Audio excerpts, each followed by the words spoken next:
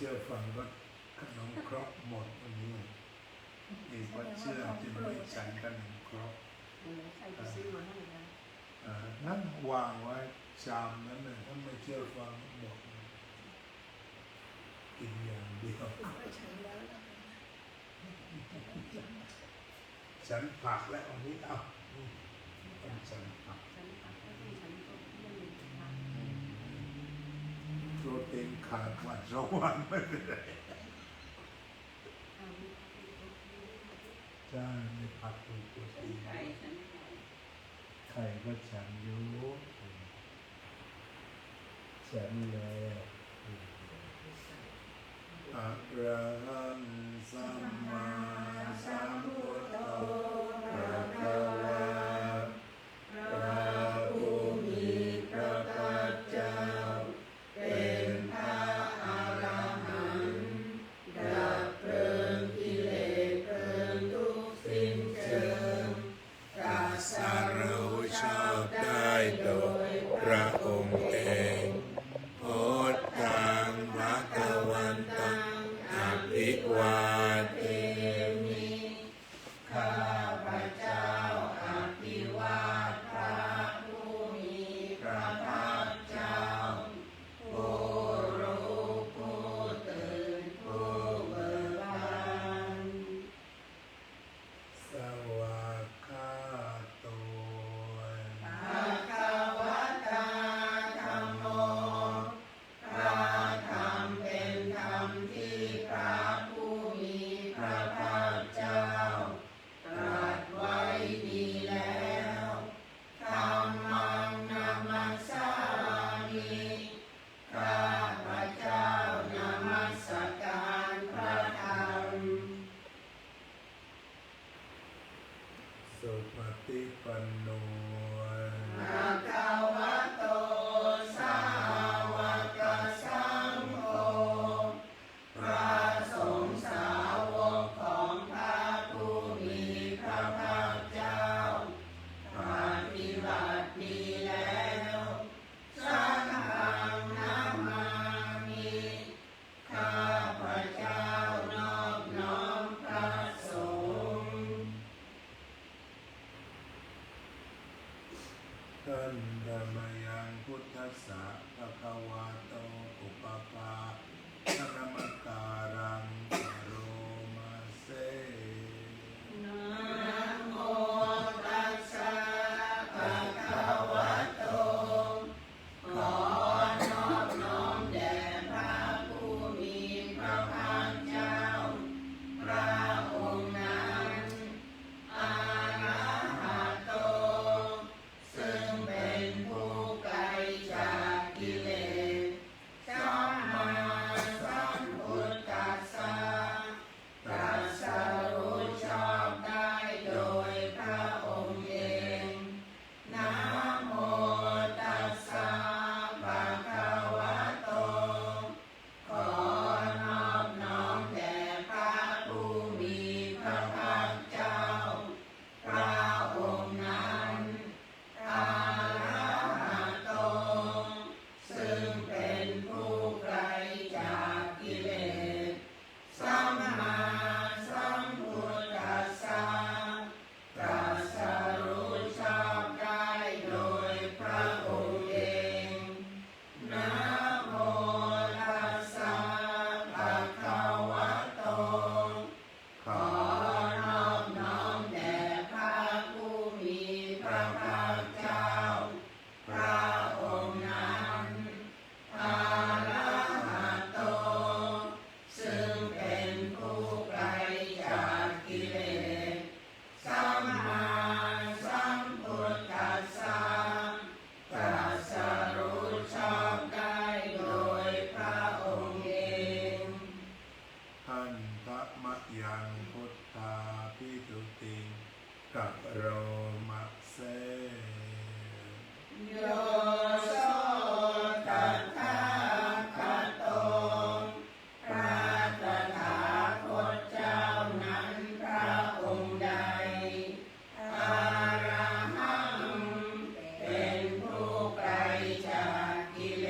สสัมมาสัมพุท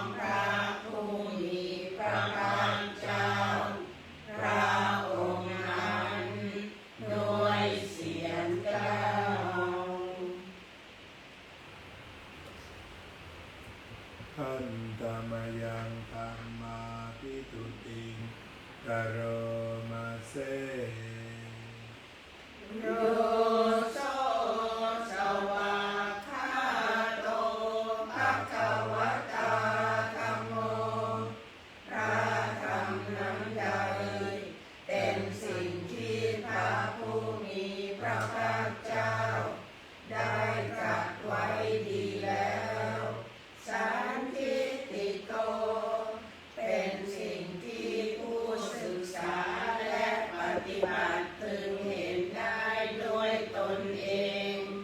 อาการิโกเป็นสิ่งที่ปฏิบัติได้และให้ผลได้ไม่จำกัดการเอหิปัสสิโกเป็นสิ่งที่ควรกล่าวกับผู้อื่นว่าท่านจงมาดูเถิดโอปะนะยิโก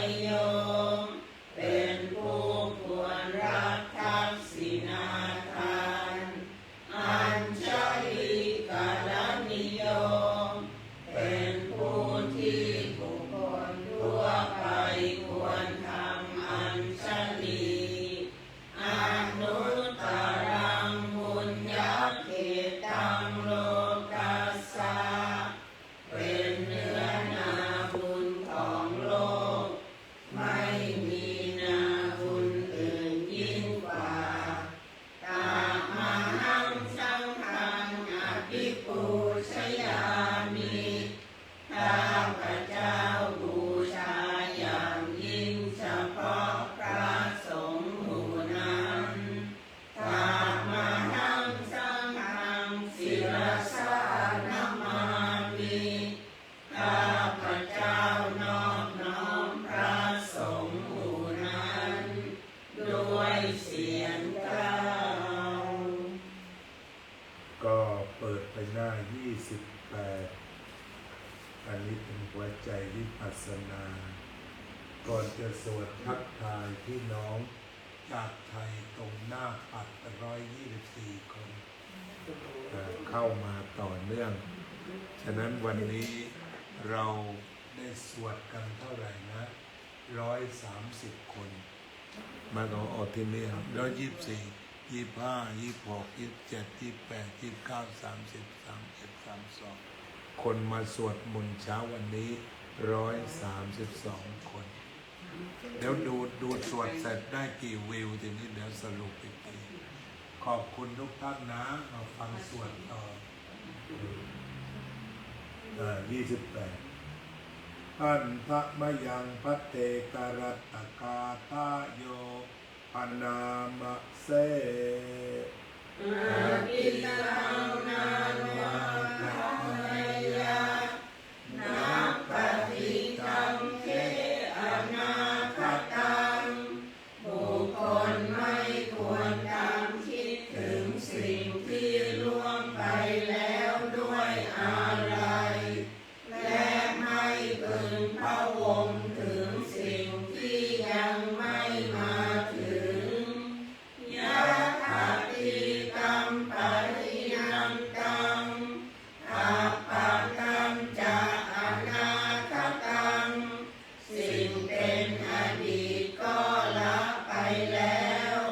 สิ่งเป็นอนาคตก็ยังไม่มาปัจจุบันนังจะโยธัมมังตัทธะตัทธะวิปัสสติอาสังหิรังอาสังกุตังตังวิธามนุรูหะเยผู้ใดเห็นธรรมอันเกิดขึ้นเฉพาะหน้าในที่นั้นอย่างแจ่มแจ้งไม่งอนแง่งคลอนแคลนเขาควรพอกพูนอาการเช่นนั้นไว้อาเชวะกิจหาตังปังโกชัญญามรณังสุเวความเพียรเป็นกิจที่ต้องทำวันนี้ใครจะรู้ความตายแม้พรุ่งนี้นาหิโนสังขารเตนะมหาเสเนนะมัจจุนาเพราะการผัดเพี้ยนต่อมัจจุราชซึ่งมีเสนามากย่อมไม่มีสำหรับเราเอวังวิหาริมาตาปิงอาโหรัตตมรันทิตังตังเวพัตเตกรัตโตติสันโตอาจิขเตมุนีมุนีผู้สงบย่อมกล่าวเรียกผู้มีความเพียรอยู่เช่นนั้นไม่เกียจค้านทั้งกลางวันกลางคืนว่าผู้เป็นอยู่แม้เพียงราตรีเดียวก็น่าชม ที่อาตมาชอบบทนี้ก็เพราะว่าถ้าเรามองถึงมนุษย์ในโลกปัจจุบันที่มาศรัทธาพระพุทธศาสนาส่วนใหญ่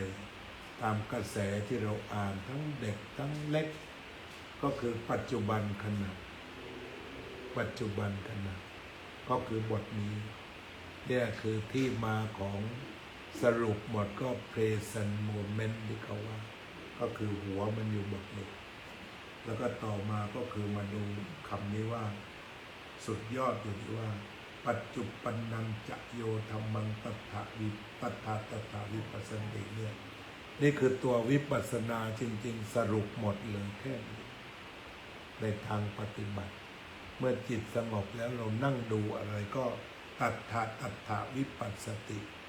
ผู้ใดเห็นธรรมที่เกิดเฉพาะหน้าอย่างแจ่มแจ้งไม่งอนแง่นคลอนแคลนควรพอกพูนธรรมเช่นนั้นไว้ที่ท่านในสติปัฏฐานสี่ในกายเวทนาจิตธรรมเนี่ยขณะที่เรานั่งเนี่ยมีความคิดอะไรสมมุติเกิดขี้เกียจสมมุติเนี่ยอันนี้มันก็เป็นอกุศลธรรมชนิดหนึ่งปรากฏทำหน้าที่ก็เห็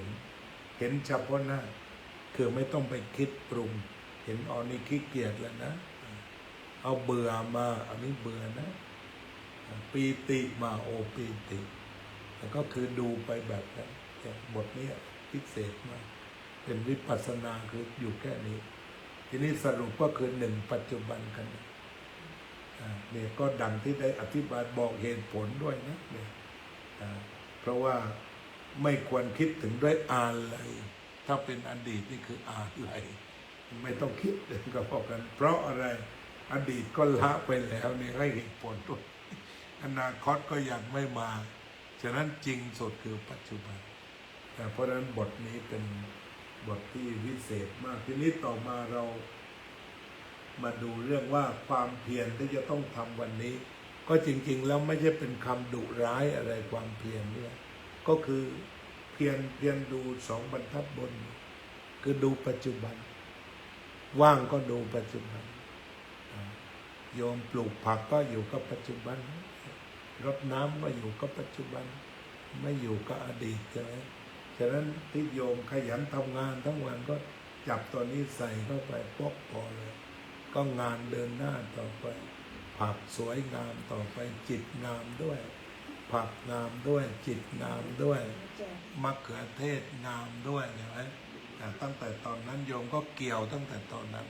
มะเขือเทศโยมสุกตั้งแต่ก่อนปลูกเพราะมันอยู่กับปัจจุบันมันเกี่ยวความสุขไปก่อนแล้วทีนี้พอมาให้เพื่อนอีกก่อนให้เป็นสุขกำลังให้เป็นสุขให้แล้วเป็นสุขอีกก็ได้หลายอย่างเนี่ยมัน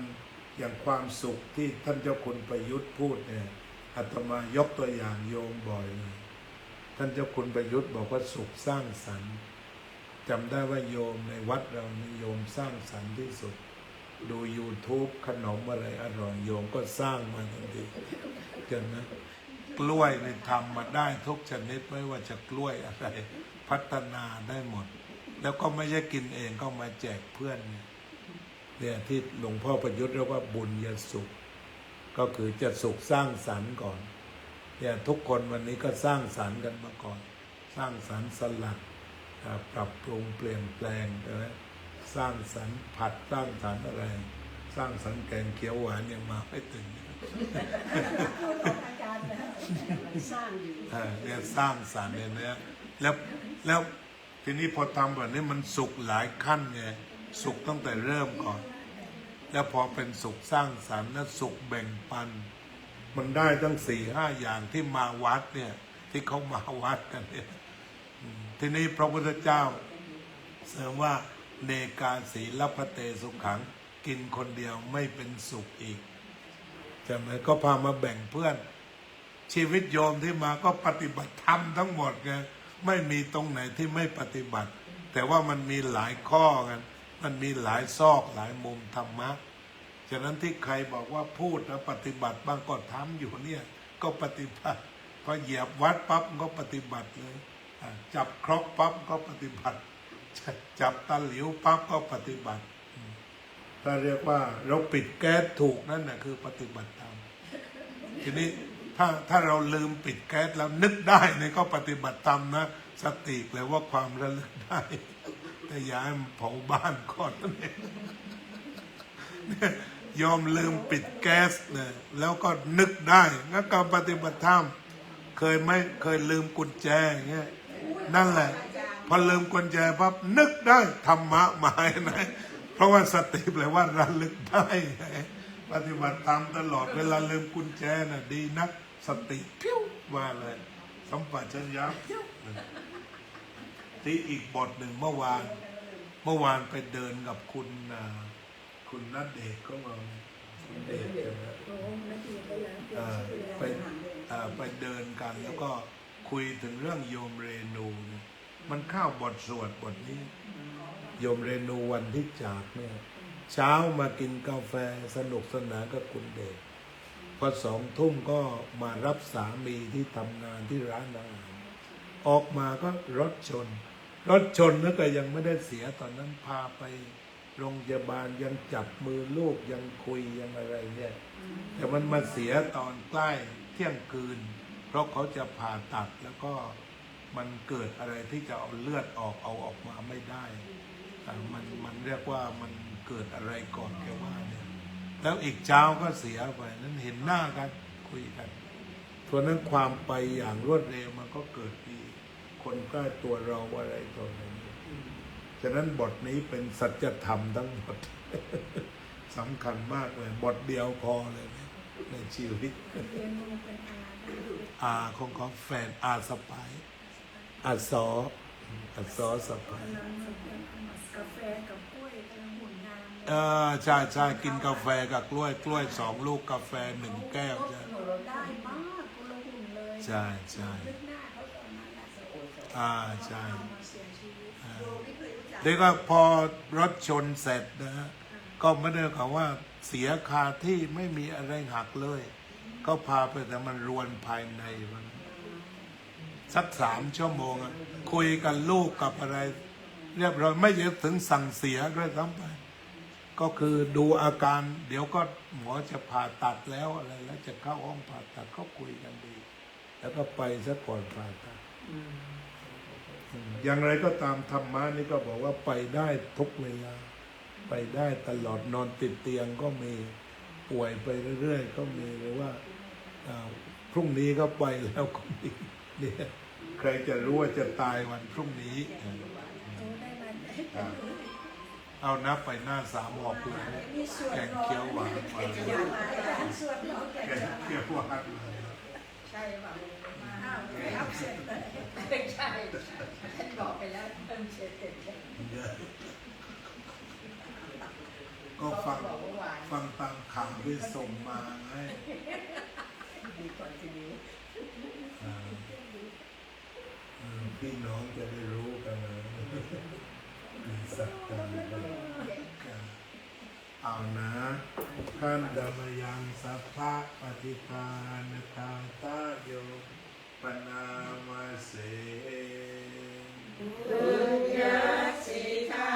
นิกาตัสสะญาณัญญานิกาตานิเมเตสัญจปาทิโนโหนตุสัตตานังกาปมาณกาสัตว์ทั้งหลายไม่มีที่สุดไม่มีประมาณจงมีส่วนแห่งบุญที่ข้าพเจ้าได้ทำในบัดนี้และแห่งบุญอื่นที่ได้ทำไว้ก่อนแล้วเยปิยาคุณวันตาจาไมหังมาตาปิตาทะโยทิทาเมจะปยาจิทาวาอันเยมัชฌะกะเวริโนคือจะเป็นสัตว์เหล่าใดซึ่งเป็นที่รักใคร่และมีบุญคุณเช่นมารดาบิดาของข้าพเจ้าเป็นต้นก็ดีที่ข้าพเจ้าเห็นแล้วหรือไม่ได้เห็นก็ดีสัตว์เหล่าอื่นที่เป็นกลางหรือเป็นคู่เวรกันก็ดีสัตตาทิทันติโลกัสสมิงเตภุมมาจตุโย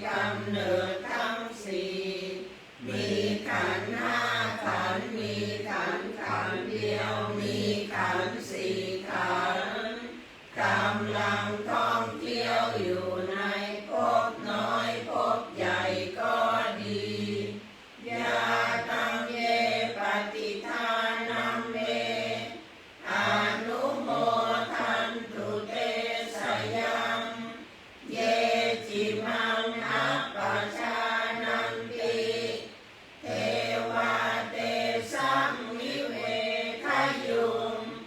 สัตว์เหล่าใดรู้ส่วนบุญที่ข้าพเจ้าแผ่ให้แล้วสัตว์เหล่านั้นจงอนุโม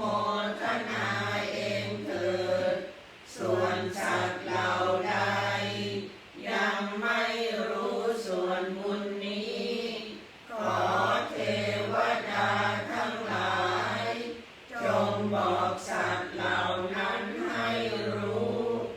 มายาทินนานาปุญญานังอนุโมทนาเหตุนา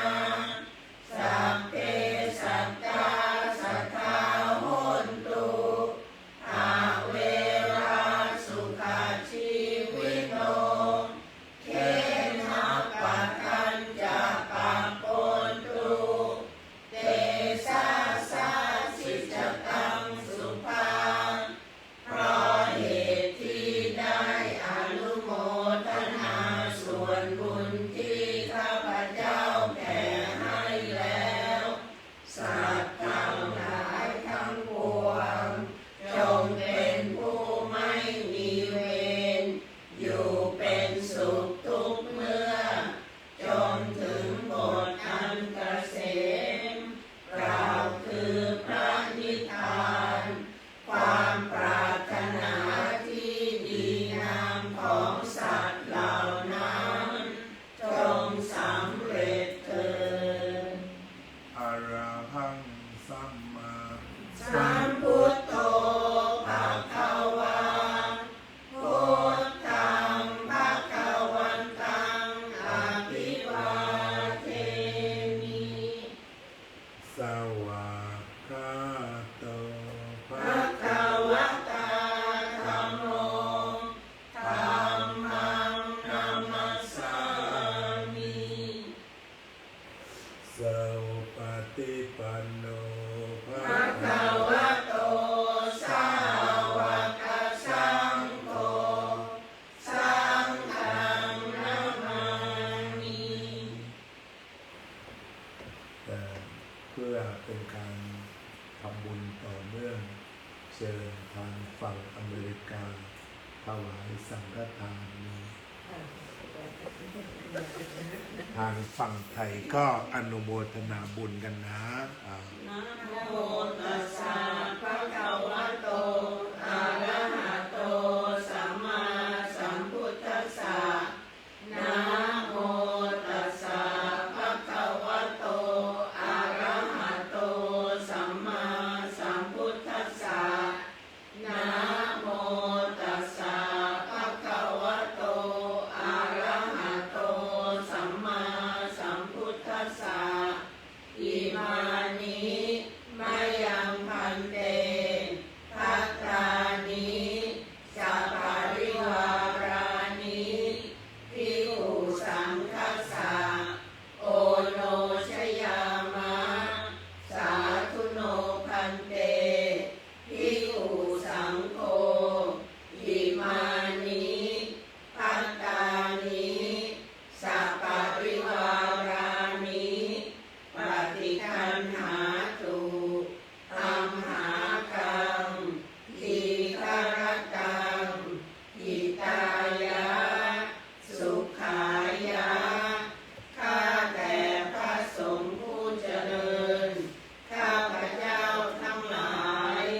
ขอน้อมถวายซึ่งภัตตาหารกับของบริวารทั้งหลายเหล่านี้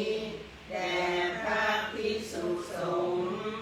ขอพระภิกษุสงฆ์จงโปรดรับซึ่งภัตตาหารกับของบริวารทั้งหลายเหล่านี้ของข้าพเจ้าทั้งหลายเพื่อประโยชน์เพื่อความสุขแก่ข้าพเจ้าทั้งหลายสิ้นกาลนานเถิด สาธุโยมกรวดน้ำเชิญได้เลยสาธุรับแล้วเจริญพร โยมทางเมืองไทยสาธุเอารับส่วนบุญด้วยกัน เป็นอนุโมทนาใหม่ได้แบบเต็มเดี๋ยวรับพรนะ อยู่เมืองไทยกรวดน้ำเลยก่อนนอน คุกเข่าขึ้นกราบหมอน กราบพระพุทธพระธรรมพระสงฆ์กราบพ่อกราบแม่กราบครูบาอาจารย์แล้วตั้งใจกรวดน้ำรับพรเพราะว่าโยมฟังสวดหรือสวดตามไปก็ได้บุญในส่วนภาวนาและอยากย้ำว่าการทำวัดสวดมนต์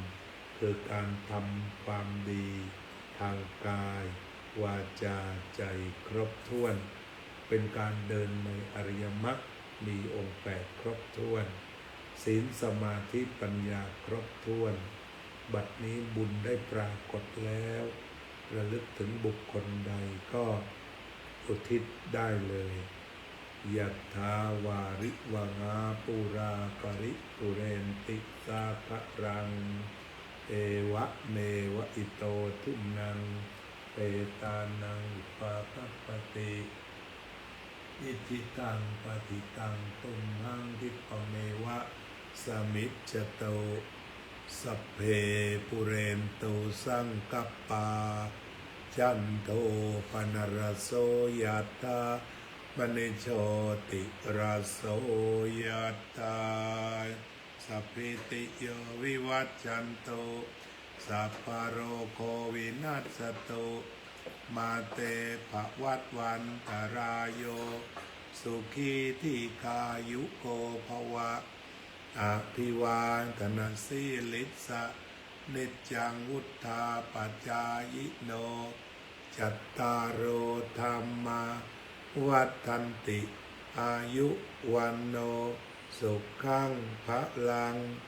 ภวะตุสัพพมังคลังข้อมงคลทั้งปวงจงมีแก่ท่านอราคันตุสัพพเทวตาข้อเหล่าเทวดาทั้งปวงจงรักษาท่านสัพพพุทธานุภาเวนะด้วยอานุภาพแห่งพระพุทธเจ้าทั้งปวงสัพพธรรมานุภาเวนะ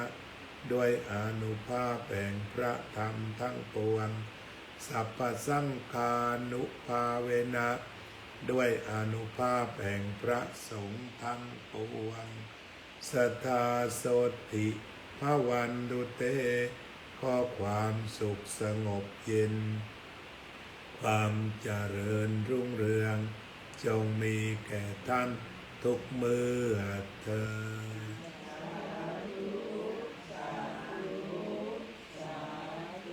ปฏิสังขายโยนิโสปินทปาตังปฏิเสวามิเนวะทวายะนมะทายะนมันตนายะนาวิภูสนายะยาวะเทวะอิมัสสะกายัสสะทิฏฐิยายาปนายะวิหิงสุปรติยาพรหมจริยานุขหายะอิติปุรานันจะเวทนังปฏิหังคามินวันจะเวทนังนอุปาเทสามิ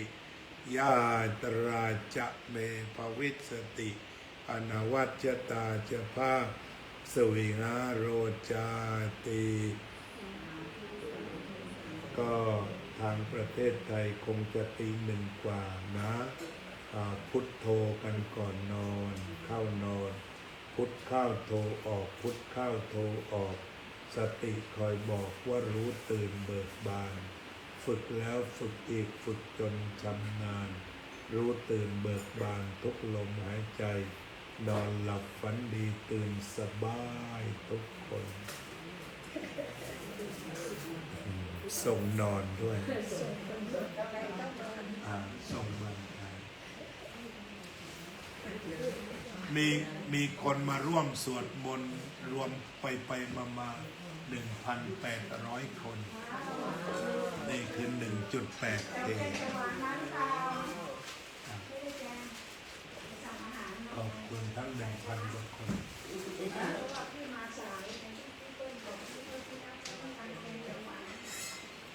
ได้ข่าวว่าแกงเขียวหวานออกอากาศ ชิกันพูดกันแหมไม่ได้ไปนันประโผล่หน้าไปไม่ไปเป็นโลอาหารนี่วะที่ตัวว่าที่เป็น โยมโจ้อนุโมทนาสาธุกับพี่น้องทางนี้นะ สวัสดี